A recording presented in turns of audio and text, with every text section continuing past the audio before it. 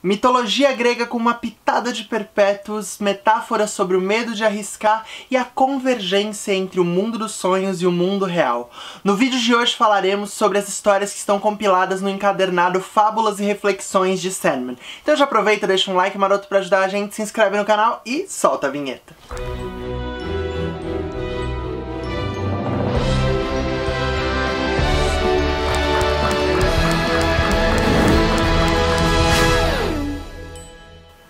Fala, peixinhos de toda a internet, sejam bem-vindos a mais um HQ, o programa semanal de quadrinhos da Maré Geek. Eu sou o Sérgio e no Lendo Sandman desse mês falaremos sobre as histórias compiladas no encadernado Fábulas e Reflexões. Bom, nesse encadernado estão compiladas algumas histórias soltas que foram publicadas de Sandman, então vamos começar pelas que fazem parte do arco principal, que são do arco Convergência, que vão da revista Sandman número 38 até a revista número 40.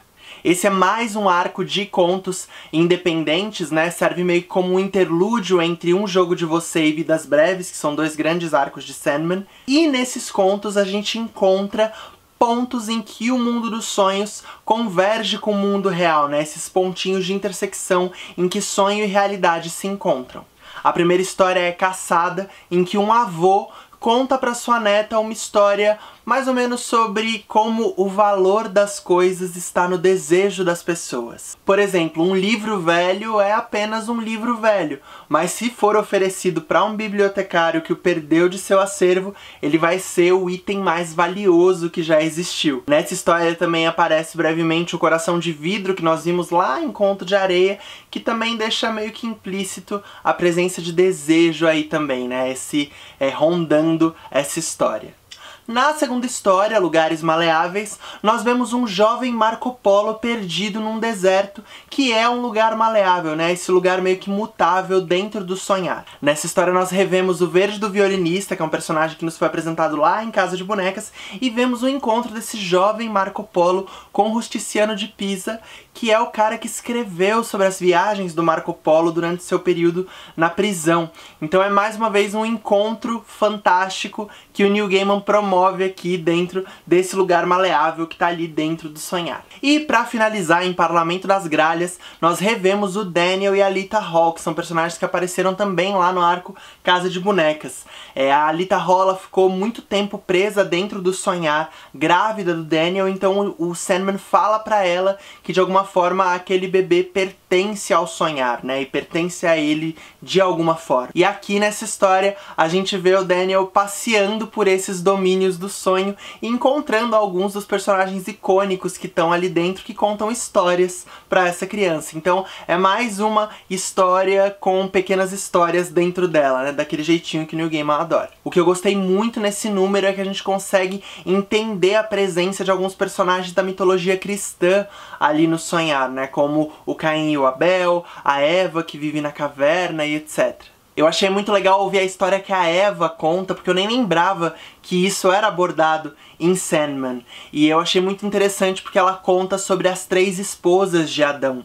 Na mitologia cristã a gente geralmente conhece só a história de Eva, como se ela tivesse sido a primeira mulher, mas existem em outras mitologias essa história que conta sobre essas 3 mulheres. A primeira foi Lilith, que foi uma mulher que foi feita em igualdade com Adão, né? Eles eram um único ser que foi separado.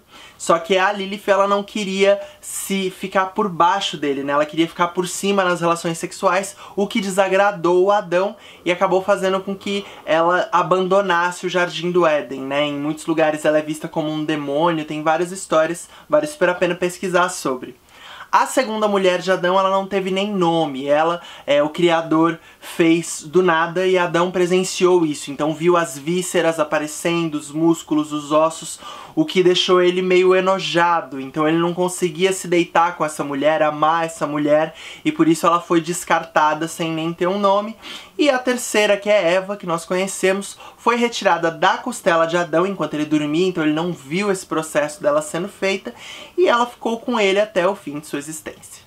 Eu acho muito interessante essa metáfora, de alguma forma, que é criada com essa segunda mulher, né, que não tem nenhum nome, que mostra um pouco dessa questão da idealização das pessoas por quem a gente se apaixona, né, essa ideia de que você se apaixona por um conceito e não por uma pessoa com suas falhas, com suas vísceras, com seu cerne. E como talvez quando a gente olhe pra isso, a gente não consiga lidar com essas pessoas. Então seria uma paixão verdadeira, né? Ou seria só uma ideia que você teria de alguém? Eu acho bem interessante como isso é abordado aqui, né? Colocado nessa breve história. Uma coisa que eu achei muito bacana também é que quando a Eva vai listar essas 3 mulheres de Adão, elas ficam numa composição, né? Criada uma composição que lembra mais uma vez as 3 bruxas, né? As bondosas, que a gente já viu em vários momentos de Sandman, que são a donzela, a mãe e a anciã. E a Eva que nos conta a história lembra fisicamente muito mais a Lilith do que a Eva que ficou com Adão até o fim da sua vida. Então acho que é criado também um mistério em cima dessa figura nessa história. Essa história, se eu não me engano, foi a primeira de Sandman ilustrada pela Jill Thompson, e é muito legal porque tem um momento em que o Abel vai contar uma história em que a morte e os sonhos são crianças, e foi pela primeira vez que apareceu esse traço bonitinho da Jill Thompson pros Pequenos Perpétuos, né, que depois desembocou em história solo dessas versões criancinhas deles. Esses contos eu confesso que eu achei um pouco morninhos, mas é natural que isso aconteça, ninguém vai ser genial e arrebatador o tempo todo, e também tá posicionado entre 2 grandes arcos de Sandman, né, bem fortes. Então também tem muita coisa legal que aparece nesses contos, fatos que são essenciais para eventos futuros, mas a história que eu mais gostei mesmo foi essa do Parlamento das Gralhas, porque eu achei muito interessante o formato de cada conto que foi dito pro Daniel, né? Qual foi a história que cada personagem escolheu contar pra ele. Vamos então para Medo de Cair, que é uma história que foi publicada na revista Vertigo Preview de 93, que é uma revista que é uma espécie de coletânea de histórias curtas do universo Vertigo, para as pessoas meio que conhecerem, saberem como que é a pegada de cada uma das revistas mensais. E eu achei realmente muito boa essa história, porque ela consegue mesmo em 10 páginas dar um panorama geral de como é uma historinha de Sandman, né? De como Neil Gaiman constrói essas narrativas. Nessa história a gente se depara com um diretor de teatro que tá com medo do seu próximo trabalho, achando que não vai conseguir dar conta de uma grande encenação e querendo fugir, e em sonho ele se vê escalando uma enorme montanha e encontrando Morpheus no topo. E lá eles têm meio que uma breve conversa que faz uma série de metáforas sobre o medo de cair, né? Falando sobre essas quedas em sonhos, né? Quando a gente cai nos sonhos, a gente pode morrer ou acordar imediatamente, e o Morpheus lança essa terceira opção, que é voar. Então fala-se sobre esses riscos que a gente tem que enfrentar, por mais que a gente tenha medo de cair, pra gente poder apreciar a vista, né, e sentir o ar puro do topo, a gente precisa arriscar. E a queda, ela é inevitável, só que a partir dela a gente tem opções. Ou a gente pode acordar, né, que é ter essa visão mais pragmática sobre tudo, mais pé no chão a partir dessa queda, morrer, que seria de alguma forma desistir desse sonho, ou alçar voo. É essa leitura que eu faço dessa história, e eu acho que ela realmente abre espaço para muita coisa, então fica muito evidente esse modo narrativo do Neil Gaiman nessa historinha muito curta, né, de 10 páginas. Eu acho que ela cumpre muito bem o seu papel. E tem inclusive um curta fan-made que foi feito dessa historinha, que eu vou deixar linkado em algum lugarzinho aqui para vocês poderem conferir. Agora vamos falar de A Canção de Orfeu.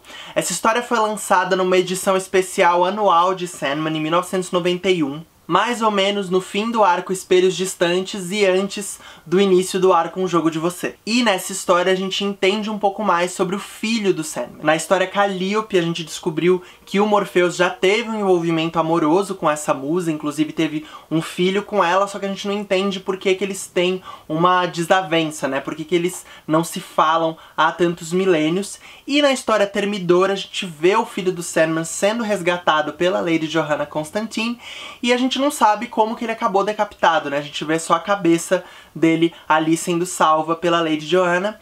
Então nessa história tudo isso é meio que revelado, a gente consegue entender e ter um panorama melhor dessa história, vendo como que os Perpétuos influenciaram no mito de Orfeu e Eurídice. É legal que os Perpétuos aqui eles não substituem outras divindades gregas, eles aparecem como eles mesmos, só que com nomes diferentes, nomes que são palavras gregas para meio que explicar esse conceito que eles são. Então, por exemplo, a morte é Teleute, que é o que simboliza uma espécie de final, delírio é mania, que representaria a loucura, e por aí vai. Nessa história vemos também o irmão perdido pela primeira vez. Sim, aqui nós conhecemos Destruição, que vai ser uma figura central no próximo arco, e aqui a gente consegue vê-lo pela primeira vez. O Orfeu também é uma figura que é meio importante logo no início do próximo arco, então realmente é uma história que vale a pena ser lida agora, né, nessa ordem, antes do arco Vidas Breves. E por último, como um bônus, eu vou falar sobre a história As Flores da Paixão, que aparece como um extra na edição definitiva número 2, né, no final da edição definitiva, que é uma história que foi publicada na revista Vertigo Winter's Edge, de novembro de 97. Assim como em Sandman, nós temos várias histórias em que o Morpheus faz apenas uma pequena aparição, mas a história inteira fala sobre sonhos e sobre o sonhar. Nessa história, fala-se sobre desejo. Eu acho interessante porque Desejo sempre aparece nos arcos principais como uma espécie de antagonista, e isso é muito natural porque é uma personagem que é muito distinta, difere muito e entra em muitos embates com o Morpheus, que é um personagem de alguma forma enfadonho aos olhos de Desejo, um personagem muito teimoso, muito radical, muito regrado.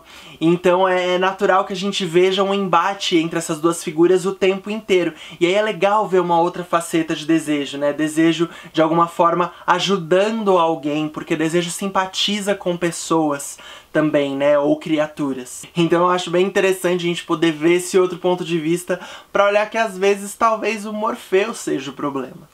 E é isso, todas essas histórias, menos o Flores da Paixão, estão compiladas nesse encadernado Fábulas e Reflexões e podem ser encontradas também nas edições definitivas. Elas fecham a edição definitiva número 2 e iniciam a edição definitiva número 3. No mês que vem vamos falar de um arco muito legal, que é o Vidas Breves, quando a irmã Delírio convence o irmão Sonho a irem atrás do irmão há muito perdido, Destruição. Eu gosto muito desse arco, porque eu gosto muito da Delírio, e tô realmente muito ansioso pra revisitá-lo, então recomendo muito a leitura pra gente poder dialogar mês que vem. E se quiser saber como nos ajudar a continuar contando histórias, não deixe de entrar em catarse.me/maregeek para conhecer a nossa campanha de catarse recorrente e ajudar a gente a produzir, continuar produzindo todos os nossos programas e ficar mais próximo da gente aqui do canal. Contribuindo a partir de R$10 por mês, você já vai ter acesso à nossa comunidade, onde a gente faz algumas lives exclusivas, lança conteúdos bônus e adiantados, e vai ser muito legal receber vocês lá. Se você gostou desse vídeo, não esquece de clicar em curtir aqui embaixo, compartilhe com seus migs e se inscreve aqui no canal da Maregeek para ficar sempre por dentro de todo o conteúdo que a gente lança. Então é isso, pessoal, muito obrigado e até semana que vem!